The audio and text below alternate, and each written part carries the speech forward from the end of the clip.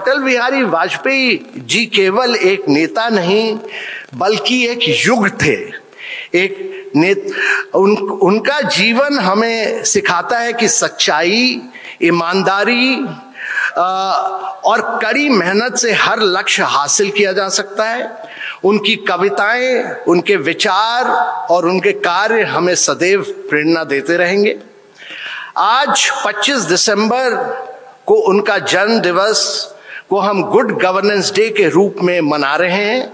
इस अवसर पर मुझे आपने, माननीय गवर्नर साहब ने मुझे आमंत्रित किया, इसके लिए मैं आपका आभार प्रकट करना चाहूंगा। अब मैं अपने सब्जेक्ट की तरफ जाना चाहूंगा। मार्क ट्वेन एक अमेरिकन राइटर थे, लेखक थे, पर वो एक ह्यूमरिस्ट भी थे और वो ट्रैवलर थे। वो दुनिया में हर जगह ट्रैवल कर चुके थे। जब वो आए तो ब्रिटिश राज था हमारे देश पे, पर उन्होंने कहा कि India is the cradle of human race, it is the birthplace of human speech, it is the India is the mother of history, the grandmother of legend, the only great grandmother of tradition, the mother of history, the grandmother of legend, the only great grandmother of tradition, and our most valuable and most instructive material in the history of man are treasured up in India only. और ये mark Twain ने लिखा और कहा बिहार में बोधगया, राजगीर, नालंदा जाने के बाद। और उनके विचार से भारत की प्रगति तभी हो सकती है जबकि बिहार की प्रगति हो। और अगर हम आज देखते हैं, ये उन्होंने कहा था जब ब्रिटिश राज था। उसके बाद अगर हम हिस्ट्री देखते हैं तो 1700 में जब भारत कॉलोनाइज हुआ तो ब्रिटिश राज पूरे जोर से जब भारत को कॉलोनाइज किया तब भारत दुनिया की पूरी जीडीपी में भारत का शेयर करीब उस समय 25% था। और जब हमें आजादी मिली 1947 में तो हमारा शेयर ग्लोबल जीडीपी का गिर के केवल 5% रह गया था। तो 25% से केवल 5% रह गया था। आजादी के बाद हमने ब्रिटिश राज को लाइसेंस राज हम अपने देश में ले आए। और अभी एक किताब अरविंद पानागरिया साहब की, जो कि कोलंबिया में प्रोफेसर है, उन्होंने लिखी है नेहरूज इकोनॉमिक डेवलपमेंट। वो आप सब लोग पढ़िए कि किस तरह हमारे देश में बहुत कंट्रोल्स आ गए थे जिसने प्राइवेट सेक्टर एंटरप्राइज को बहुत आगे, फ्री एंटरप्राइज को, प्रोडक्शन को, प्रोडक्टिविटी को बढ़ने नहीं दिया। पर ये 1991 में पहले सेट ऑफ रिफॉर्म्स आए हमारे देश में, और वो इंडस्ट्रियल सेक्टर में के रिफॉर्म्स थे। पर कई एरियाज में रिफॉर्म्स तब भी आवश्यक थी जो कि नहीं हुए थे। और अगर हम 10 साल पहले की हिस्ट्री देखें तो 10 साल पहले हमारे देश को एक फ्रेजाइल 5 इकोनॉमी में टर्न किया था। फ्रेजाइल 5, दुनिया की अर्थव्यवस्थाओं में फ्रेजाइल 5। हम फ्रेजाइल 5 से 10 साल के अंदर फ्रेजाइल 5 से टॉप 5 में बढ़ के निकले हैं। और अगर हम IMF और वर्ल्ड बैंक का डेटा देखते हैं तो उनका कहना है कि अगले 3-4 शतक में ग्लोबल जीडीपी का 20% कंट्रीब्यूशन भारत से आएगा। और भारत इस समय दुनिया की सबसे तेज से बढ़ती हुई एक अर्थव्यवस्था है। फास्टेस्ट ग्रोइंग लार्ज इकोनॉमी उन्होंने इसको टर्म किया है, जो पिछले साल 8.2% पर बढ़ी है। तो भारत ने क्या ऐसा किया कि जो कि एक फ्रेजाइल 5 से टॉप 5 में बढ़ के निकली? मेरे विचार से ये गुड गवर्नेंस का एक अच्छा एग्जाम्पल है सबके सामने। और ये एक भारत जो एक वैश्विक अर्थव्यवस्था का एक मुख्य बिंदु बन के निकला है, उसमें गुड गवर्नेंस ने बहुत बड़ा रोल प्ले किया है। और मेरे विचार से पिछले 10 वर्षों में पीढ़ी में एक बार होने वाले बदलाव आए हैं, और मैं उनको ब्रेक डाउन करना चाहूंगा गुड गवर्नेंस के एग्जाम्पल में। पहले तो जो स्ट्रक्चरल रिफॉर्म्स हुए, जो सबसे महत्वपूर्ण रिफॉर्म्स हुए वो स्ट्रक्चरल रिफॉर्म्स थे, जो कि एक ही बार होते हैं पीढ़ी में। और सबसे महत्वपूर्ण उसमें था गुड्स एंड सर्विसेज टैक्स, जिसने कि 28 टैक्सेस और 18 सेसेस को रिप्लेस करके 8 टैक्स लाए, पूरे देश में लाए। ये यूरोप में नहीं है, अमेरिका में नहीं है, कहीं नहीं है, पर एक टैक्स आया देश में। आप लोगों को याद होगा कि बड़ी बड़ी लॉरियों की लाइन लगी रहती थी स्टेट के बॉर्डर्स पे, इन सबको रिप्लेस किया। और जीएसटी इस समय हर महीने 15 से 20% बढ़ावत रेवेन्यू में दे रहा है देश को। तो गुड्स एंड सर्विसेज टैक्स एक बड़ा मेजर स्ट्रक्चरल रिफॉर्म्स था। इसके अलावा इंसॉल्वेंसी एंड बैंक्रप्सी कोड आया, क्योंकि हमारे देश में बड़े बड़े बिजनेसेस बैंक से लोन लेते थे पर वापस पैसा नहीं देते थे, और क्रेडिट डिसिप्लिन नहीं थी।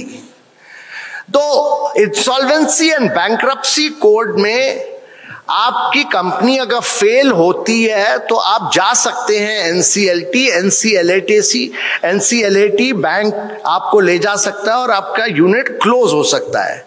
क्योंकि अगर फ्री इंटरप्राइज सिस्टम हो तो वहां कंपनी खोल सकते हैं, पर बंद करने का कोई रास्ता नहीं था।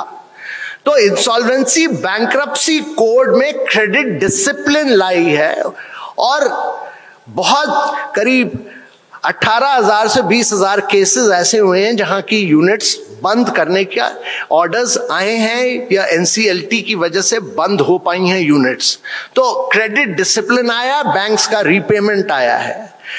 और तीसरी चीज जो हुई है वो रियल स्टेट रेगुलेशन एक्ट आया है, जिससे कि रियल स्टेट रेगुलेटर्स आए और कई मिडिल क्लास लोग मेरे जैसे, आपके जैसे, जो कि घर लेते थे पर बिल्डर्स उनको अर्बन एरियाज में कभी बनाकर नहीं देते थे और उनका पैसा फंस जाता था। तो रियल स्टेट रेगुलेशन एक्ट आया। चौथी चीज जो हुई वो कि हमारा कॉर्पोरेट टैक्स, गवर्नमेंट ने कॉर्पोरेट टैक्सेस वर्ल्ड की बेस्ट रेजीम के आसपास वो ले आए करीब 2.5 साल पहले, और गवर्नमेंट का ने करीब 1,45,000 करोड़ दिए कि प्राइवेट सेक्टर वर्ल्ड की बेस्ट रेजीम में फंक्शन करे और फिर री इन्वेस्ट करे देश में, वो लक्ष्य था।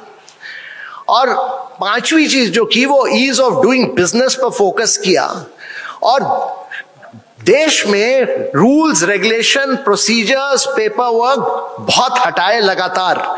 और करीब भारत एक अकेला देश है जहां की 1700 लॉज हटाए गए। हम लोग सोशलिस्टिक एरा में लॉज बढ़ाते गए, नए लॉज बनाते गए, पर यहां लॉज 1700 लॉज हटाए गए। और इसकी वजह से जो देश में कहा जाता था कि एक ट्विन बैलेंस शीट प्रॉब्लम है, ट्विन बैलेंस शीट की प्रॉब्लम का मतलब है बैंक्स की बैलेंस शीट में बहुत ज्यादा नॉन परफॉर्मिंग एसेट्स थे, मतलब वो पैसे दिए थे पर वो पैसे वापस नहीं आ रहे थे कंपनी से। एक तरफ एक बैलेंस शीट की बैंक्स की प्रॉब्लम थी, दूसरी प्रॉब्लम थी कॉर्पोरेट्स की, कि उन्होंने पैसे लिए थे पर उनकी कंपनीज बैठ गई थी और वो पैसे वापस नहीं कर सकते थे। तो दोनों जगह नॉन परफॉर्मिंग एसेट्स थे, ट्विन बैलेंस शीट प्रॉब्लम्स थी, वो पैसे दे नहीं पा रहे थे और बैंक ने जो पैसे दिए थे वो ले नहीं पा रहे थे। तो दोनों जगह बैलेंस शीट बड़ी मुश्किलों में थी और इसकी वजह से इकोनॉमी खराब हो गई थी। तो ये जो स्ट्रक्चरल रिफॉर्म्स हुए, इसकी वजह से भारत की बैंक्स इस समय दुनिया में सबसे अच्छी बैलेंस शीट हमारे इंडियन बैंक्स की है। दुनिया में किसी और राज्य में इतनी अच्छी बैलेंस शीट नहीं है। और कॉर्पोरेट बैलेंस शीट इस समय, इंडियन कॉर्पोरेट्स की बैलेंस शीट बहुत ही प्रॉफिटेबल है, जिसको वो उपयोग करके री इन्वेस्ट कर सकते हैं भारत में। तो सारी बैलेंस शीट अच्छा प्रोजेक्शंस कर रही हैं। तो भारत की इकोनॉमी के टर्न अराउंड में स्ट्रक्चरल रिफॉर्म्स में ये ट्विन बैलेंस शीट प्रॉब्लम हटाना बहुत आवश्यक था और उसके बिना नहीं हो पाता। दूसरी चीज जो की भारत सरकार ने, वो फोकस किया इंफ्रास्ट्रक्चर पे। 10 साल पहले भारत करीब 0.9% अपने जीडीपी का लगाता था इंफ्रास्ट्रक्चर में। आज भारत सरकार करीब 4.5% जीडीपी पे लगाता है इंफ्रास्ट्रक्चर पे अपने। और उससे यह हुआ कि भारत सरकार ने पिछले 8 वर्षों के अंदर करीब 4.5 करोड़ घर बनाए हैं। और 4.5 करोड़ का मतलब अर्थ यह है कि हमने ऑस्ट्रेलिया की जनसंख्या जो है, वहां की जनसंख्या करीब 3.25 करोड़ है। पूरा ऑस्ट्रेलिया की जनसंख्या से ज्यादा घर हमने भारत में बनाए हैं अपने। तो पूरा ऑस्ट्रेलिया यहां हमने अपने देश में बना दिया, क्योंकि लोग साइज एंड स्केल का कई बार मतलब नहीं समझते।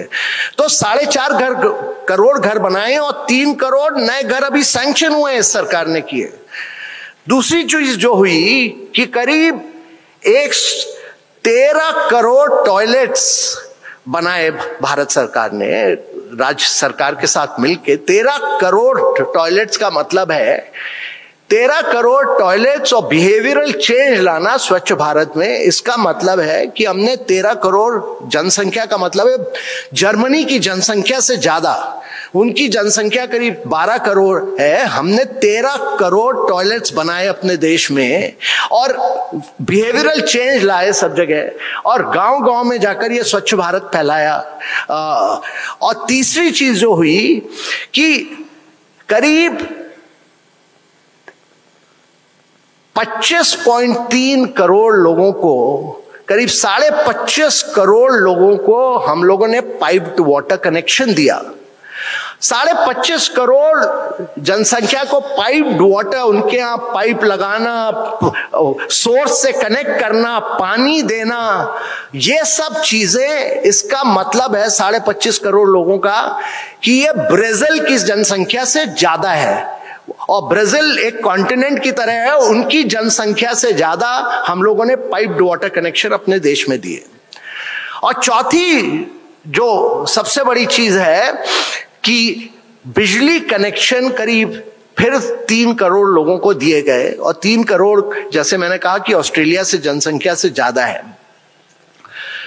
तो गवर्नमेंट का लक्ष्य यह था कि साधारण व्यक्ति की जिंदगी में बदलाव आने के लिए उसको घर चाहिए, पानी चाहिए, बिजली चाहिए, टॉयलेट चाहिए, और ये सब चीजें पिछले 10 वर्षों में की गई हैं। ऐसा गुड गवर्नेंस के एग्जाम्पल की तरह मैं बता रहा हूं।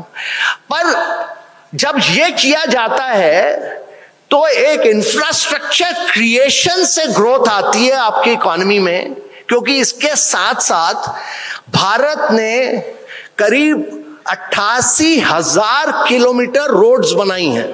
88,000 kilometre road, expressways, roads, highways, ये जो बनी है 88,000, प्रधानमंत्री ग्रामीण सड़क योजना हो, नेशनल हाईवे हो, ये सब मिला के 88,000 किलोमीटर सड़कें बनी है भारत में। तो इससे जो मल्टीप्लायर इंपैक्ट आया है आपकी इकोनॉमी में इंफ्रास्ट्रक्चर से, जब इंफ्रास्ट्रक्चर क्रिएशन होता है तो इससे बड़े जोरों का एक मल्टीप्लायर इंपैक्ट आता है, वो हुआ है इस देश में। तो पहला तो मैंने कहा कि स्ट्रक्चरल रिफॉर्म्स आवश्यक थे, वो हुए। इंफ्रास्ट्रक्चर जो बनना था वो बना, जिससे कि साधारण व्यक्ति की जिंदगी में बदलाव आया। और तीसरी चीज जो हुई देश में वो महत्वपूर्ण थी, वो था डिजिटाइजेशन। और डिजिटाइजेशन से क्या हुआ है कि हम लोगों ने टेक्नोलॉजिकली पोल वॉल्ट किया है, टेक्नोलॉजिकली एक बहुत बड़ी कदम लगाई है।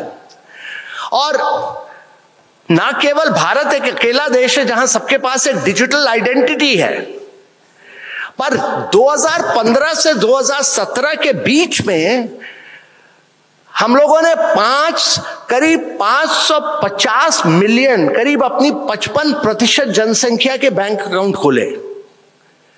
मतलब हर दूसरा बैंक अकाउंट जो दुनिया में खुला वो भारत में खुला। और इस बैंक अकाउंट खोलना एक बहुत बड़ा क्रांतिकारी कदम था, पर इस बैंक अकाउंट के साथ हम लोगों ने डिजिटल आइडेंटिटी को और डिजिटल आइडेंटिटी के साथ मोबाइल नंबर को लिंक किया। तो हर बैंक अकाउंट इस समय मोबाइल नंबर के साथ लिंक्ड है और आइडेंटिटी के साथ लिंक्ड है। और इसकी वजह से भारत में लोग मोबाइल को उपयोग करके फास्ट पेमेंट करने लग गए। और फास्ट पेमेंट इतना हुआ, सब युवा वर्ग सब फास्ट पेमेंट करने लग गए, क्योंकि मोबाइल से आप कहीं भी जाकर कहीं भी QR कोड को उपयोग करके पेमेंट कर सकते हैं। तो पिछले वर्ष भारत ने करीब 130 बिलियन फास्ट पेमेंट किए, जिसका अर्थ है कि दुनिया का करीब 48% fast payment, real time fast payment Bharat में हुआ। और दूसरे नंबर पर चाइना था, जिसका शेयर है केवल 22%। 48% पूरे दुनिया का फास्ट पेमेंट भारत में हुआ, 22% चाइना में हुआ। इंडिया ने करीब 130 बिलियन फास्ट पेमेंट किए। और यह दिखाता है कि भारत में गरीब व्यक्ति हो, चाय वाला हो, वेजिटेबल सेलर हो, रेड़ी वाला हो, सब फास्ट पेमेंट QR कोड पर इस समय कर रहे हैं। पर दूसरी चीज यह हुई कि उसकी वजह से कई नए स्टार्टअप्स आए। 2016 में हम लोगों ने स्टार्टअप, माननीय प्रधानमंत्री जी ने स्टार्टअप इंडिया मूवमेंट लॉन्च किया था। उस समय भारत में 156 स्टार्टअप होते थे। आज हमारे देश में 1,51,000 स्टार्टअप्स हैं, जिसमें से करीब 50,000 ऐसे हैं जो कि यूनिकॉर्न है। तो आप ये देख रहे हैं कि स्टार्टअप्स, यंग एंटरप्रेन्योरशिप बनी और यूनिकॉर्न्स बने। और उससे ये हुआ कि जो फास्ट पेमेंट होने लगे मोबाइल पे, उसकी हिस्ट्री देख के कई नए स्टार्टअप्स जैसे मोबीक्विक हो, पाइन लैब हो, इन लोगों ने स्टार्टअप पेमेंट हिस्ट्री देख के वो गरीब लोगों को क्रेडिट देने लग गए। और क्रेडिट के लिए कोलैटरल नहीं चाहिए था उनको। उन्होंने कहा कि पेमेंट हिस्ट्री आपकी अच्छी है, उसके बेसिस पर हम क्रेडिट देंगे, और क्रेडिट देने लग गए। और इस क्रेडिट का रीपेमेंट बड़ा अच्छा था, क्योंकि ये रियल टाइम बेसिस पर उनको पेमेंट हिस्ट्री पता चल रही थी। दूसरी चीज क्या हुई कि कई स्टार्टअप्स थे, यंग स्टार्टअप, और यंग बच्चे हैं जो 25 साल से 30 साल तक के युवा वर्ग के हैं, जैसे जेरोडा हो, ग्रो हो, अपस्टॉक हो, ये सब नए स्टार्टअप्स हैं। इन्होंने स्टॉक मार्केट को लिया और ये टायर 2, टायर 3 और रूरल एरिया में गए, और इन्होंने स्टॉक मार्केट ट्रांजैक्शंस सब जगह शुरू किए, जिससे कि आज कहीं भी कोई भी रूरल एरिया में, टायर 2 एरिया में स्टॉक मार्केट ट्रांजैक्शन कर सकता है। और चौथी चीज जो हुई कि इंश्योरेंस के स्टार्टअप्स बने, जैसे गो डिजिट हो, एको हो, ये सब यंग स्टार्टअप्स हैं जो कि इंश्योरेंस जाकर गांव-गांव में दे सकते हैं। और ये सब भारत एक अकेला देश है जो फास्ट पेमेंट हो, क्रेडिट हो, आपका स्टॉक मार्केट ट्रांजैक्शन हो, इंश्योरेंस हो, ये सब मोबाइल पे 30 सेकंड और 1 मिनट के अंदर, 30 सेकंड और 1 मिनट के अंदर कहीं भी कर सकते हैं आप। तो ये किसी और देश में नहीं होता। और यही कारण है कि कोविड के जमाने में, कोविड के समय हम लोगों ने करीब 2.2 बिलियन कोविड वैक्सीनेशन किए, पर ये इसमें पेपर वर्क कहीं भी उपयोग नहीं किया, सारा डिजिटल था, मोबाइल पे था। अब मेरी लड़की USA में है, सैन फ्रांसिस्को में, उसका कोविड वैक्सीनेशन पूरा पेपर वर्क से हुआ। मैं करीब 4 साल से मैंने कभी फिजिकल बैंक में नहीं गया हूं, मैं कभी बैंक मैनेजर से नहीं मिला हूं, मैं कभी क्रेडिट कार्ड भी मैंने नहीं उपयोग किया है, ना मैं किसी एटीएम मशीन में गया हूं, मैं केवल मोबाइल पे सारा ट्रांजैक्शन करता हूं। पर जब मैं अमेरिका में उसके घर जा रहा था तो मुझे टैक्सी लेनी थी, तो मुझे क्रेडिट कार्ड उपयोग करना पड़ा। तो अमेरिका का जो डिजिटल सिस्टम है वो बहुत अमेरिका या यूरोप या किसी भी देश से बहुत आगे जा चुका है। और उसका खास कारण ये है कि हम लोगों ने जो सिस्टम बनाया, हमारा जो सिस्टम है वो यूरोपियन कंट्रीज, अमेरिकन कंट्रीज और चाइना से बड़ा अलग है। अमेरिका में जो टेक्नोलॉजिकल प्रगति हुई है वो बिग टेक की वजह से हुई है। वो गूगल हो या अमेज़न हो या फेसबुक हो या एप्पल हो, उनकी वजह से हुई है। और उसमें क्या होता है कि आप कुछ भी ट्रांजैक्शन करिएगा, आप फेसबुक पर जाइएगा या आप अमेज़न पर जाइएगा, आपका डेटा उस अमेज़न लेता है, आपका डेटा फेसबुक लेता है, आपका डेटा गूगल ले लेता है। वो डेटा आपके पास नहीं रहता, आपका डेटा नहीं है। चाइना में जो प्रगति हुई है वो टेंसेंट और अलीबाबा की हुई है। और टेंसेंट और अलीबाबा भी सारा डेटा कंज्यूमर का वो खुद ओन करते हैं, वो कंज्यूमर का डेटा नहीं होता। और data is the new oil. आज जो हम गैस और ऑयल की बात करते हैं वो डेटा है कल का। सारी प्रगति दुनिया में डेटा के बेसिस पे होगी। तो इंडिया ने जो मॉडल खड़ा किया वो बहुत ही एक इन मॉडलों से अलग था। ये मॉडल ओपन सोर्स था, ओपन एपीआई था, ग्लोबली इंटरऑपरेबल था। मतलब आप यूपीआई ट्रांजैक्शन फ्रांस से कर सकते हैं, सिंगापुर से कर सकते हैं, कहीं भी अगर आपके पास मोबाइल हो। जिस कंट्री के साथ हमारा एग्रीमेंट हो चुका है वो कहीं से भी कर सकते हैं। पर ओपन सोर्स, ओपन एपीआई का मतलब है कि आप इनोवेशन ज्यादा कर सकते हैं। भारत एक अकेला देश है जहां पेटीएम गूगल पे से कंपीट करता है, पेटीएम अमेज़न पे के साथ कंपीट करता है। तो प्राइवेट सेक्टर कंपीट करते हैं डिजिटल आइडेंटिटी लेयर के ऊपर। और इसका मतलब यह है कि डिजिटल एम्पावरमेंट प्रोटेक्शन आर्किटेक्चर जो हमने बनाया है कि जो ट्रांजैक्शन होगा वो आपका डेटा मेमोराइज नहीं कर सकता, डेटा आपके पास ही, वो data belongs to the citizens of India.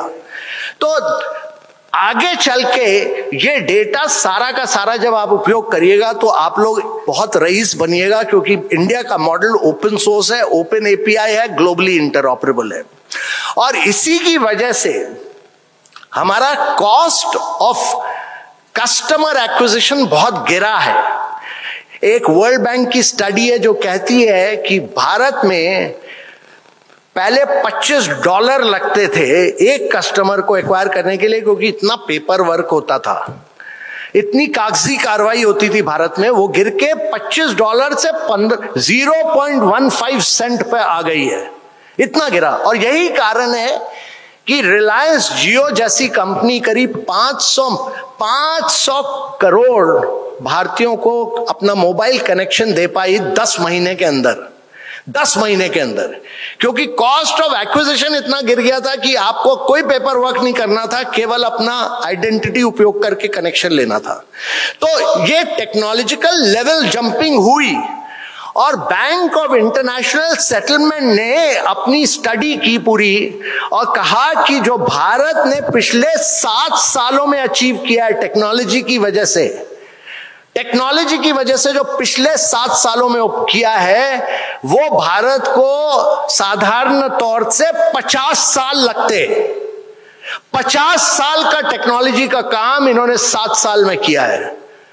और इसलिए टेक्नोलॉजी का उपयोग करके टेक्नोलॉजिकल लेवल जंपिंग करना बहुत आवश्यक था, जो भारत ने फास्ट पेमेंट, एक्विजिशन, आपके क्रेडिट, इन सब चीजों में की, बैंक्स ने की, सबने टेक्नोलॉजिकल एडवांसमेंट किया। तो डिजिटल स्टोरी जो भारत की है, जो भारत की टेक्नोलॉजी की स्टोरी है, वो किसी और देश में नहीं हुई पिछले 7-8 सालों में। और ये मेरे विचार से दिखाता है कि ये जो टेक्नोलॉजी की स्टोरी है, ये बिना राष्ट्रीय इच्छा शक्ति और पॉलिटिकल विल और एडमिनिस्ट्रेटिव ड्राइव के बिना नहीं हो सकती। कि आप 550 करोड़ लोगों का बैंक अकाउंट खोल दीजिए, आप उसमें आधार भी डाल दीजिए, उसमें मोबाइल नंबर भी डाल दीजिए, इसमें बहुत राष्ट्रीय इच्छा शक्ति की आवश्यकता है, जो भारत ने करके दिखाई है। तो मैंने आपको बताया कि स्ट्रक्चरल रिफॉर्म्स हुए, मैंने आपको बताया कि भारत में इंफ्रास्ट्रक्चर किस तरह बदला, मैंने आपको बताया कि डिजिटाइजेशन किस तरह हुआ as examples of good governance. चौथी चीज जो हुई है भारत पे, वो मेरे विचार से बहुत महत्वपूर्ण है, जिसके बारे में भारतीय लोग ज्यादा बात नहीं करते, वो है ग्रीन ट्रांजिशन। और ये समझना बहुत जरूरी है कि ग्रीन ट्रांजिशन आवश्यक है, क्योंकि क्लाइमेट सब पर इंपैक्ट करेगा और भारत में खासकर इंपैक्ट करेगा, जो कि हम एयर क्वालिटी और हीट वेव्स और कई चीजों से देख रहे हैं। तो भारत ने जो किया इसमें कि पिछले COP21 पेरिस में हुई थी, उसके बाद हम लोगों ने कमिटमेंट किया कि हम 2030 तक 500 गीगावाट करेंगे, 2030 तक। और भारत एक अकेला देश है जिसने 200 गीगावाट रिन्यूएबल एनर्जी अभी तक उत्पादन की है। मतलब रिन्यूएबल एनर्जी हम क्लाइमेटिक कंडीशन में ब्लेस्ड है। मतलब इस तरह की जो क्लाइमेटिक कंडीशन भारत में, ये किसी और देश में नहीं है, केवल सऊदी अरेबिया में इस तरह का हमें क्लाइमेटिक कंडीशन मिलती है। पर सऊदी अरेबिया के पास तो फॉसिल फ्यूल है, वो तो अपना ऑयल प्रोड्यूस करते हैं, गैस प्रोड्यूस करते हैं। हम जो है $180 बिलियन का फॉसिल फ्यूल उनसे इंपोर्ट करते हैं। $180 बिलियन का जो हमारी इकोनॉमी को इंपैक्ट करता है। अगर हम इंपोर्ट करने के बदले अपनी क्लाइमेट को उपयोग करके रिन्यूएबल एनर्जी प्रोड्यूस करें तो उससे, और घर घर हम सोलर एनर्जी फैला दें, तो हमें इंपोर्ट करने की आवश्यकता नहीं होगी। तो 200 गीगावाट ये किसी देश ने नहीं किया है, पर इसके बारे में कोई बात नहीं करता। 200 गीगावाट हमने प्रोड्यूस किया और हम G20 देशों में एक अकेले देश हैं जिसने 200 गीगावाट प्रोड्यूस किया। दूसरी चीज जो हमने की क्लाइमेट में, कि हमने करीब 12 करोड़ बहनों को एलपीजी कनेक्शन दिया इस देश में। 12 करोड़ बहनों को एलपीजी कनेक्शन देना ये किसी देश में नहीं हुआ है। 12 करोड़ एलपीजी कनेक्शन बहनों को देना जो कि लकड़ी को जलाकर अपने पूरी सेहत को खराब करती थी, जिसकी वजह से सारी हेल्थ की प्रॉब्लम होती थी, उनकी जिंदगी में बदलाव लाए हैं हम लोग। और ये बहुत बड़ा क्रांतिकारी कदम है। तीसरी चीज हमने जो की कि करीब 500 मिलियन एलईडी बल्ब्स हमने सारे स्टेट की डिमांड को एग्रीगेट किया और उससे एलईडी बल्ब्स खरीदे 500 मिलियन। और उससे हमारे एलईडी बल्ब के जो रेट्स थे देश में, वो अपनी जो ओरिजिनल प्राइस थी उससे केवल 22% पर आ गए, केवल 22% पर, क्योंकि सारी कंपनीज यहां मैन्युफैक्चर करने लगी। यह दिखाता है कि भारत अगर मिलके सारे स्टेट्स और यूनियन टेरिटरी के साथ अपने साइज और स्केल को उपयोग करता है, अपने साइज और स्केल को उपयोग करता है, तो प्राइस यहां मैन्युफैक्चरिंग भी कर पाएगा, यहां पर प्राइस भी गिरा पाएगा, नई टेक्नोलॉजी भी ला पाएगा। और चौथी चीज जो की अभी हाल में हम लोगों ने, नीति आयोग ने एक टेंडर किया था जो कि 6000 इलेक्ट्रिक बसेस का था। सबने कहा कि इलेक्ट्रिक बसेस करीब 30-35%, 40% ज्यादा महंगी होंगी फॉसिल फ्यूल बसेस से। जो ये डीजल की बसेस होती हैं जो चलती हैं उनसे करीब 40% ज्यादा महंगी होंगी। 6 शहरों के को मिलाकर टेंडर किया और बड़ी मेहनत हुई उसमें, क्योंकि हर शहर का अपने अपने टेक्निकल रिक्वायरमेंट थे। कोई कहता था आगे से घुसो, कोई कहता था पीछे से घुसो, कोई कहता था लो लेवल बस, कोई कहता था हाई लेवल बसेस, कोई कहता था पीछे बैठना, सबको इक्वलाइज करके 6 शहर मिले और उनकी 6000 बसेस की टेंडर हुई। उस टेंडर में इलेक्ट्रिक बसेस का रेट करीब 12% कम आया फॉसिल फ्यूल बसेस से। तो प्रधानमंत्री जी ने कहा कि अगला टेंडर तुम 6000 का नहीं 10,000 का करो, जो महुआ की नई स्कीम में 10,000 का हो रहा है। तीसरा टेंडर 30,000 बस का करो और चौथा टेंडर 100,000 बस का करो पूरे देश के लिए। 100,000 बस का जब आप टेंडर करिएगा तो आप खुद सोचिए कि कितना रेट गिरेगा। और ये जब टेंडर आप करते हैं तो भारत में मेक इन इंडिया, पूरे बसेस का मेक इन इंडिया, 100,000 बसेस की डिमांड कहीं नहीं होगी, केवल भारत में होगी और आप उसका रेट गिरा पाएंगे जितना चाहें। तो ये करना, ये ग्रीन डेवलपमेंट के लिए बहुत आवश्यक था और ये ट्रांजिशन फेज है। ट्रांजिशन फेज में लोग ज्यादातर करते नहीं है क्योंकि स्टेटस को चाहते हैं लोग, पर राष्ट्रीय इच्छा शक्ति की वजह से हम लोग ये कर पाए हैं। और ये दिखाता है कि हम लोग के लिए भारत में अगर हम भारत की साइज और स्केल को उपयोग करें तो नेट जीरो जिसको हमने कहा है 2070 में अचीव करना है, net zero can be net positive for India. और नेट पॉजिटिव इसलिए होगा क्योंकि हम ये दुनिया की डेवलप्ड कंट्रीज ने कार्बन स्पेस ऑक्युपाई करी हुई है। और लोग कहते हैं, जैसे बिल गेट्स कहते हैं, कई लोग कहते हैं कि जब आप नई टेक्नोलॉजी में जाएंगे तो आपको ज्यादा खर्चा करना पड़ेगा, 30-35% ज्यादा खर्चा करना पड़ेगा। पर भारत अपनी साइज और स्केल करके डिमांड बढ़ा के प्राइस को गिरा सकता है और यह बहुत आवश्यक है कि हम इसको उपयोग करें। तो क्लाइमेट चेंज बहुत बड़ा चैलेंज होगा, क्लाइमेट चेंज को हमको फेस करना पड़ेगा।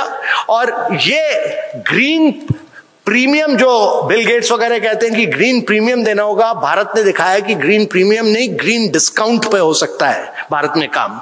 और भारत को पहला ऐसा देश बन के निकलना पड़ेगा कि जो आगे चल के शहरीकरण करे, जो आगे चल के इंडस्ट्रियलाइज करे, बिना पोल्यूशन फैलाए हुए वो आगे बढ़े।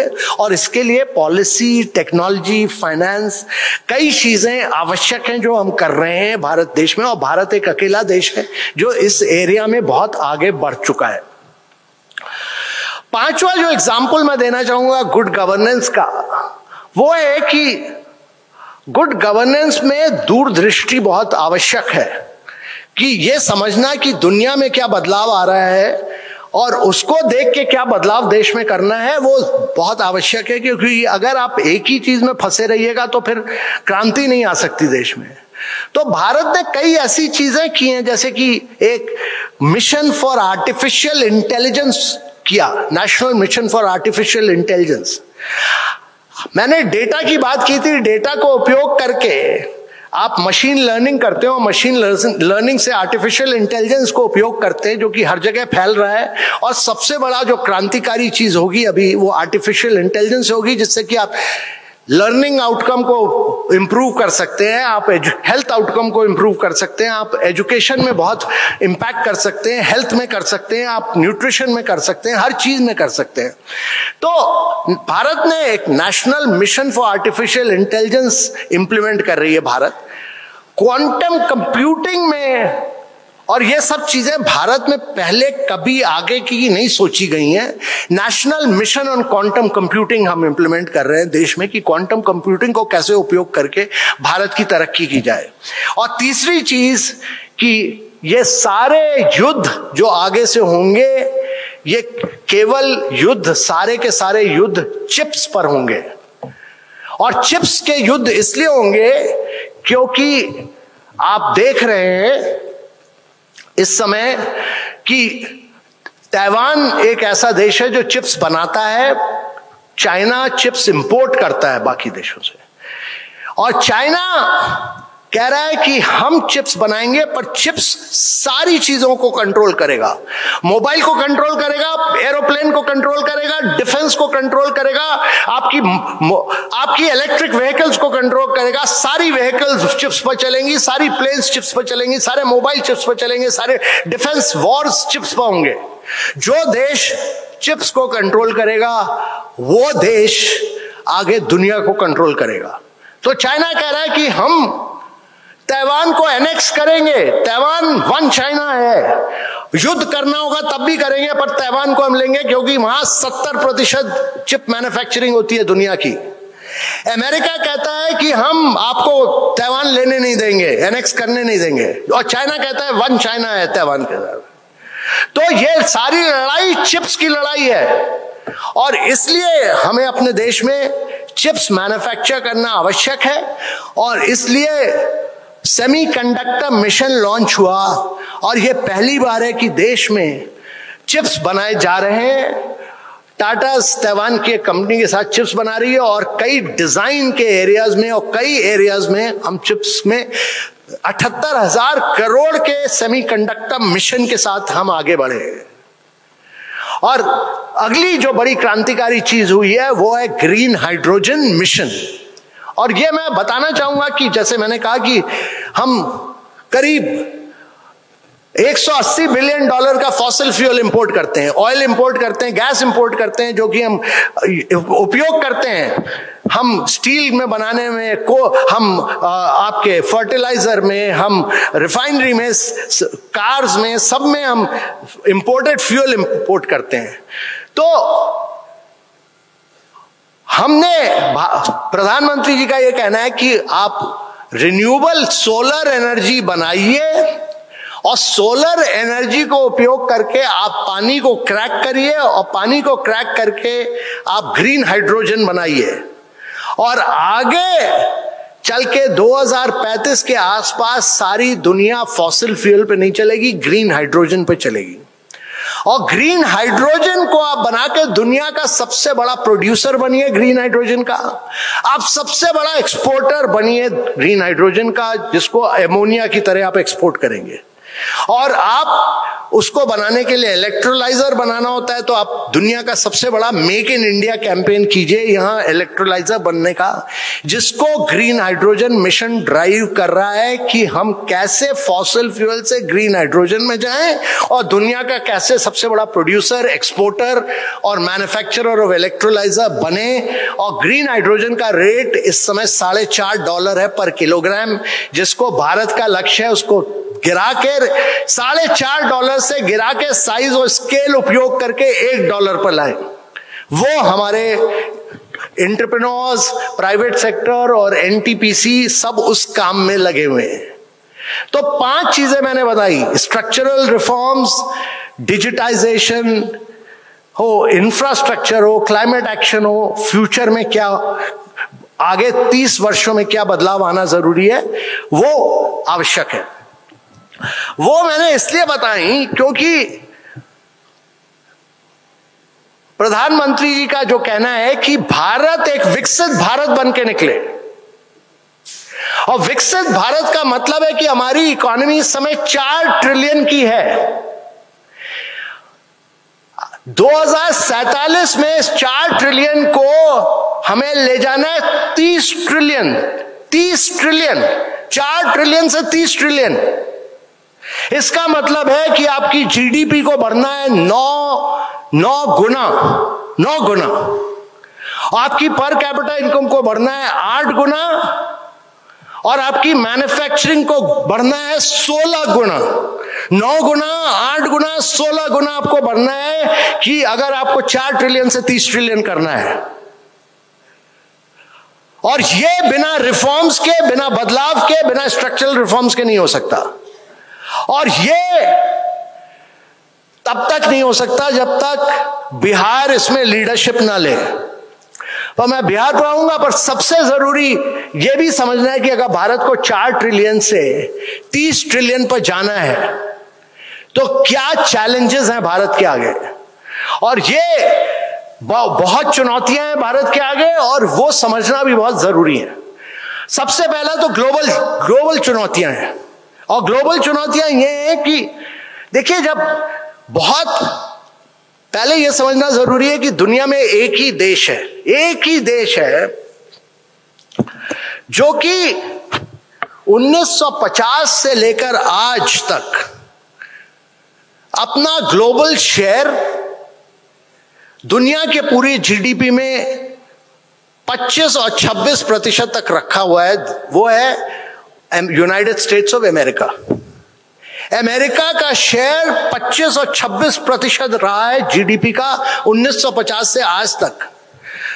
वो मार्केट कैपिटलाइजेशन का 44% होल्ड करता है, पर उसकी जनसंख्या केवल 4% है।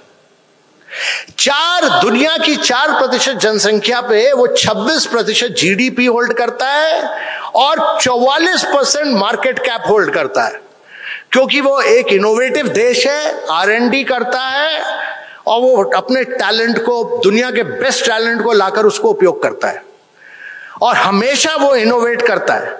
यूरोप का शेयर 30% होता था, जो गिर के 15% पर आ गया है।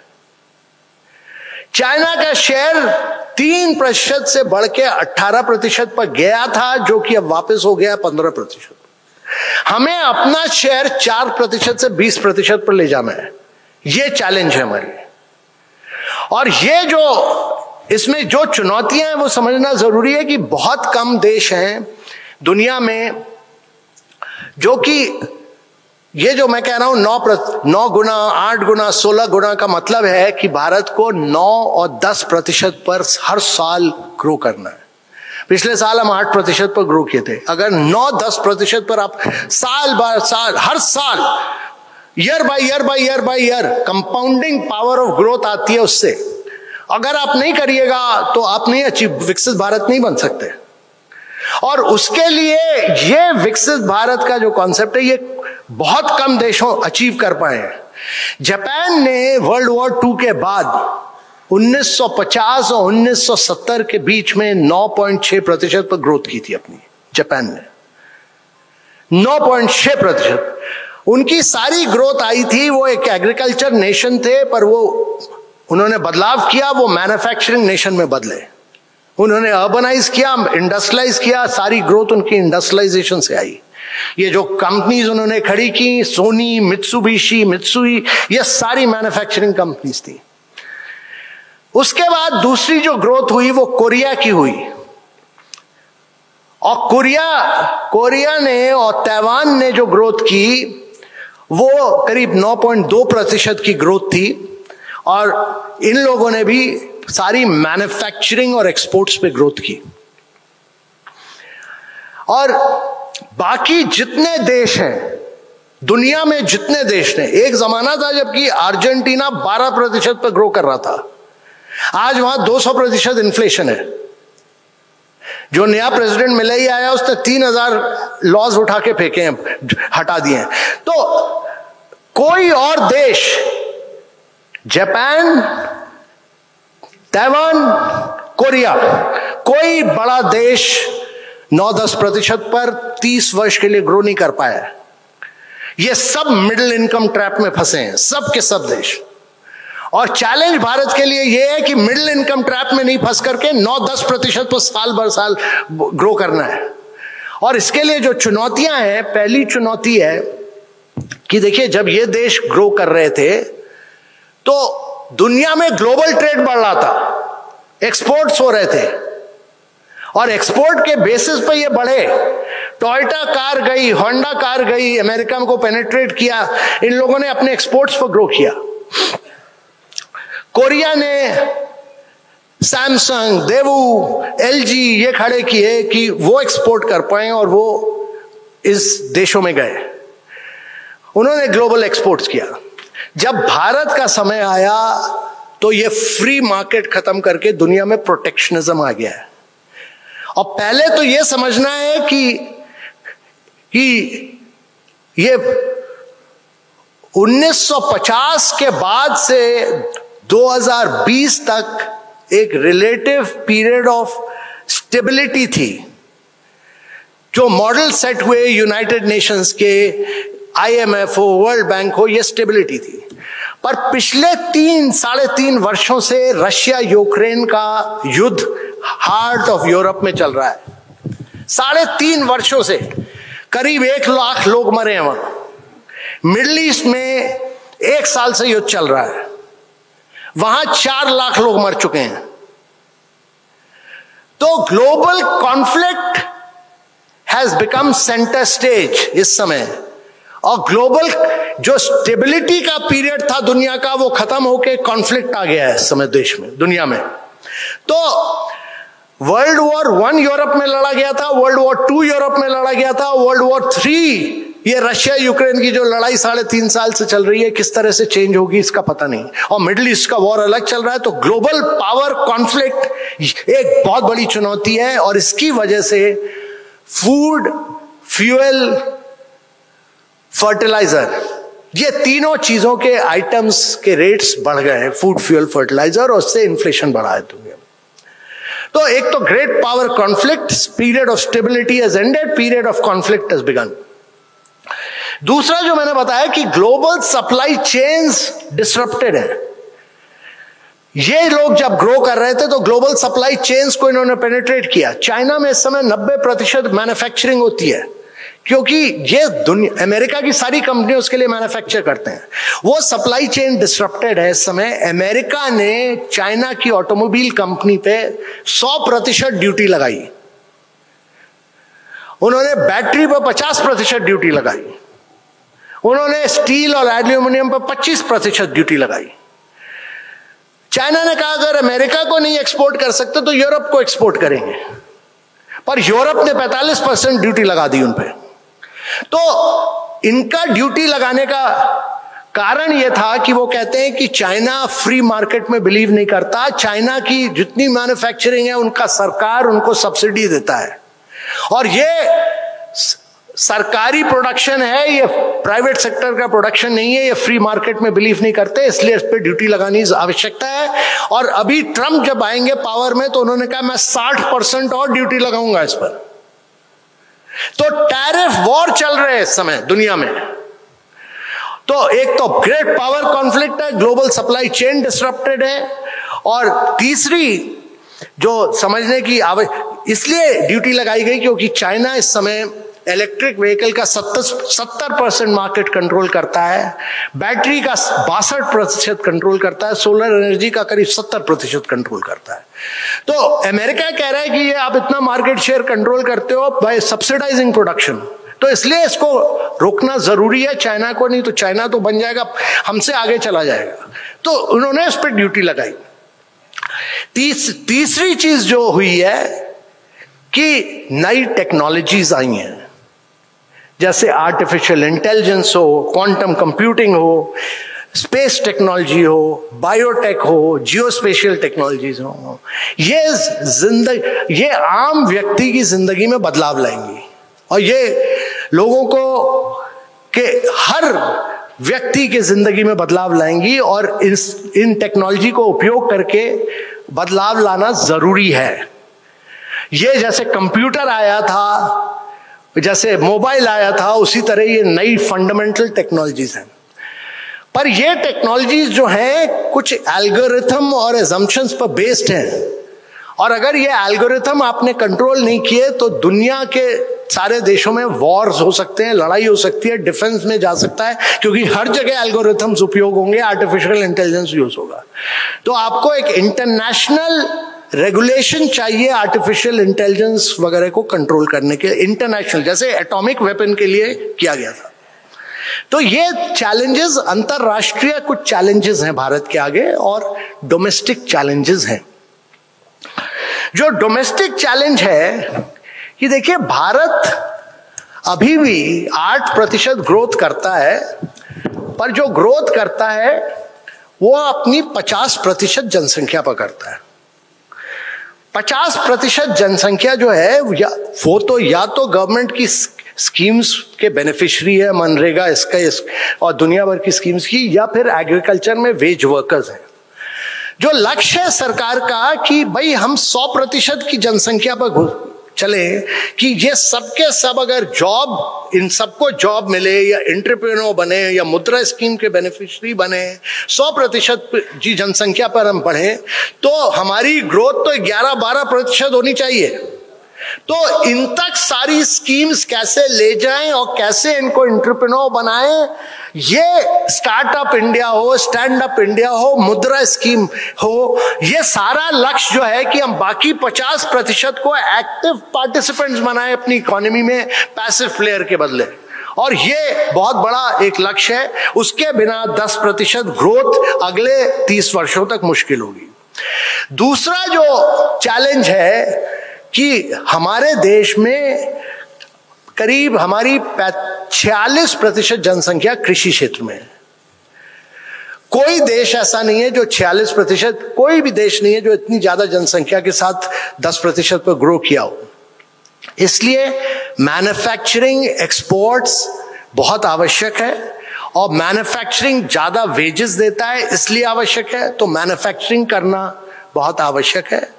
और तीसरा कि अर्बनाइजेशन, क्योंकि हम लोग एक फिलॉसफी पे जीते हैं कि भारत गांव में रहता है, इसलिए गांव पर अर्बनाइजेशन आवश्यक है। जितना इनोवेशन होता है, जितनी ग्रोथ होती है, जितनी प्रॉस्पेरिटी होती है, वो सस्टेनेबल अर्बनाइजेशन से आती है। अर्बनाइजेशन आवश्यक है।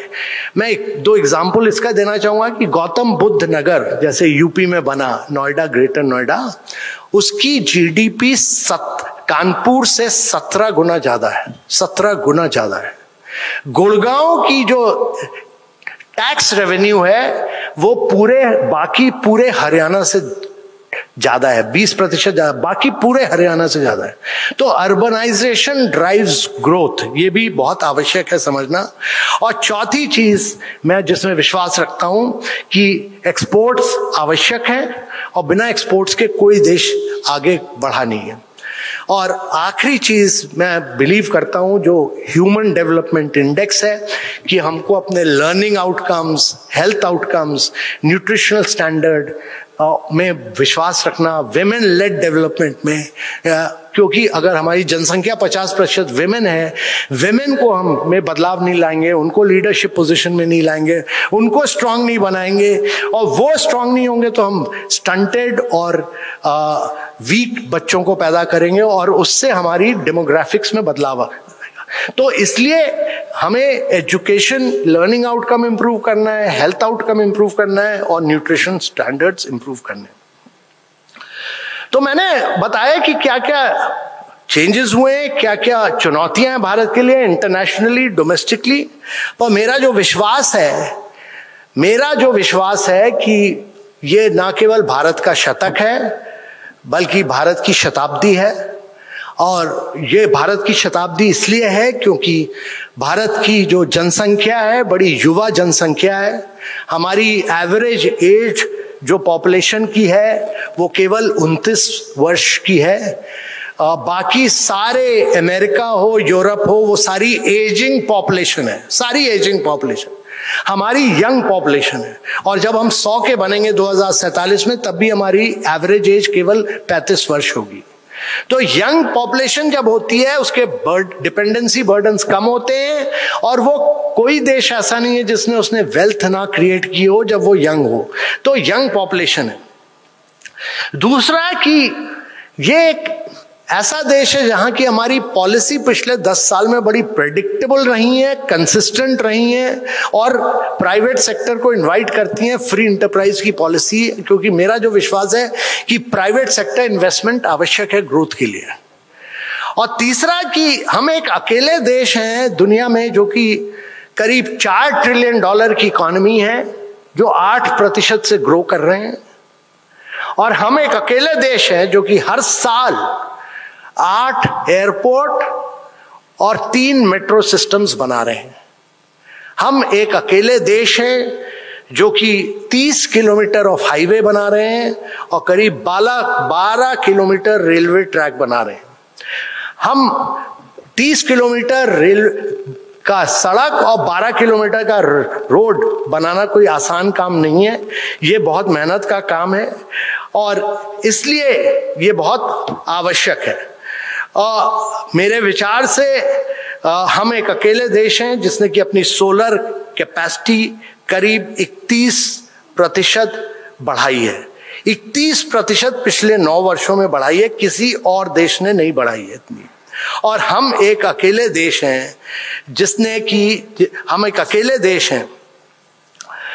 कि अपना स्टार्टअप मूवमेंट जो 2016 में शुरू किया था। हम दुनिया के 3rd बेस्ट इकोसिस्टम हैं और हम एक अकेले देश हैं जिस 50% दुनिया का फास्ट पेमेंट करते हैं। तो हमने ये दिखाया है कि हम बड़े पॉपुलेशन स्केल इंपैक्ट कर सकते हैं और एट वेरी लो प्राइसेस कर सकते हैं देश में, जो कि किसी और देश में नहीं कर। मेरा जो विचार है कि भारत को अगर 9-10% ग्रोथ करनी है तो इसमें बिहार को लीडरशिप लेना बहुत आवश्यक है, क्योंकि बिहार इंडिया का तीसरा सबसे बड़ा स्टेट है, पॉपुलेटेड स्टेट है जनसंख्या में, यूपी महाराष्ट्र के बाद ये सबसे बड़ा स्टेट है। यहाँ जो पर कैपिटा इनकम बिहार की है अभी 36,000 कांस्टेंट प्राइस में देखते हैं, जो कि केवल नेशनल एवरेज का केवल 30% है। नेशनल एवरेज का 30% है और बिहार की नेशनल इनकम लोएस्ट है भारत में। और अगर आपका जो लेटेस्ट डेटा है PLFS का, उसमें 55% जनसंख्या कृषि क्षेत्र में है और हमारा जो नेशनल एवरेज है 45% है, पर बिहार में 55% है। तो मैन्युफैक्चरिंग में आपका शेयर केवल 7% है, जो कि नेशनल एवरेज का आधा है और इसलिए मैन्युफैक्चरिंग में शेयर बढ़ाना आवश्यक है। एम्प्लॉयमेंट जो कृषि क्षेत्र में बहुत ज़्यादा है उसको कम करना ज़रूरी है और यहाँ इंडस्ट्रीज में बढ़ाना ज़रूरी। मैं इसलिए कह रहा हूँ, मैं बिहार पर इसलिए थोड़ा बोल रहा हूँ क्योंकि मेरे विचार से अगर आपकी 3rd मोस्ट पॉपुलस स्टेट है तो बिहार के बिना इंडिया 9-10% पर ग्रो नहीं कर पाएगा और इसलिए बिहार का बहुत ही महत्वपूर्ण रोल है।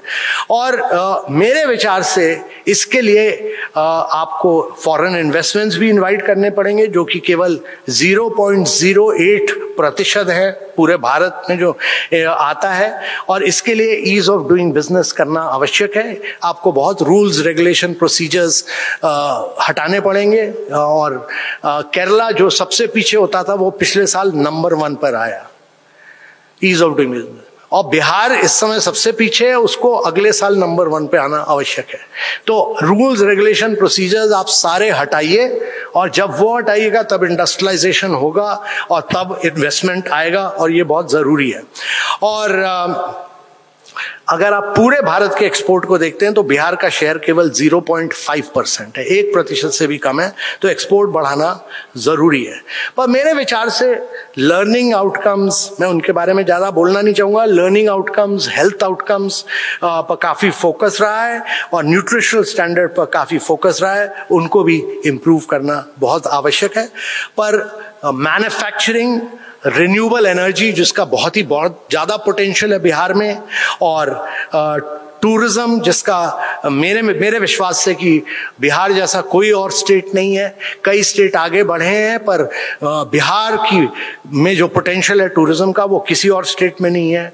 और फोकस अगर इंफ्रास्ट्रक्चर डेवलपमेंट पे हो तो बिहार, और इन्वेस्टमेंट अगर हेल्थ और एजुकेशन में हो तो बिहार भारत का नंबर 1 स्टेट बन के निकलेगा। और मैं बिहार का बहुत बड़ा वेलविशर हूँ, इसलिए मैं कह रहा हूँ कि बिना बिहार के भारत कभी आगे नहीं बढ़ पाएगा और जो विकसित भारत, बिहार के बिना भारत विकसित भारत नहीं बन पाएगा। पर ये सब करने के लिए मेरा जो हमेशा विचार रहा है कि हमें जो भारत ने किया है कि वो दूरदर्शिता रखी है कि समय से आगे सोचना जरूरी है। प्राप्त किए जाने वाले परिणाम के बारे में स्पष्ट रहें हम लोग कि ये हमको अचीव करना है और उस पर फोकस करना है गुड गवर्नेंस के लिए। देखिए, हर रोज चुनौतियां आती हैं पर हमें सदैव एक आशावादी रहना जरूरी है और कुछ रिस्क लेने भी जरूरी है। महान नायक लोग महान जोखिम उठाते हैं इसलिए, और महान नायक साहसिक निर्णय लेते हैं। इसलिए जब हम एग्रीकल्चर से इंडस्ट्री के लिए ट्रांजिशन करेंगे या हम रिन्यूएबल एनर्जी पर फोकस करेंगे, कुछ चैलेंजेस आएंगे पर उसको करना आवश्यक है। और मेरे विचार से बिहार का जो पोटेंशियल है और बिहार हमारे सिविलाइजेशन में बहुत महत्वपूर्ण रोल प्ले कर चुका है। और मेरे विचार से तो हमेशा ये रहा है कि अगर बिहार आगे चलेगा तो पूरा भारत आगे चलेगा, और बिहार अगर 10% पर ग्रो करेगा तो पूरा भारत 10% पर ग्रो करेगा, और बिहार अगर विकसित बिहार बनेगा तो भारत एक विकसित भारत बनेगा। बहुत बहुत धन्यवाद।